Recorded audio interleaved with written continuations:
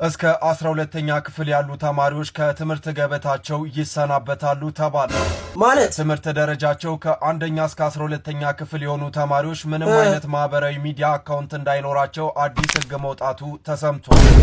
ይህንን ሕግ ተላልፎ የሚገኙ እስከ 12ኛ ክፍል ያሉ ተማሪዎች ከትምህርት ገበታቸው እንደሚሰናበቱም ተነግሯል። ጨራሽ ይህንን ሕግ እንዴት አያችሁት? ሀሳባችሁን በኮመንት ላይ አስቀምጡልኝ። ማለት ምንም አይነት ማህበራዊ ሚዲያ እንዳትጠቀሙ ምን ማለት ነው እንዴ? ቆይ ይሄ እኮ ያንዳንዱ ተማሪ እኮ ቤተሰቡን ቀዳዳ የሚሸፍንም እኮ ሊኖር እኮ ይችላል። የገቢ ምንጩ የሚሆንም ልጅ እኮ ይኖራል። እንዴት ነው ሶሻል ሚዲያ አቁሙ ማለት? አልገባንም። ዋይ እኮ ስራ እኮ የሚፈጥርበት ሰው ስራ የሚፈልግበት ስራ ደግሞ የሚያመነጭበት መንገድ ነው። ድረስ ሶሻል ሚዲያ አቁሙ። እኔ እንጃ። እኔ በበኩሌ ማውቀው ነገር የለም፣ ግን ኮሜንት ላይ አስቀምጡልኝ። ምንድን ነው? ቆይ አረ መንግስት ወዴት እያስኬደን ነው? እሺ ወንዶች እሺ ጸጉራችሁን እንደዚህ ምናምን ተብሎ ተቀበጣጠረ።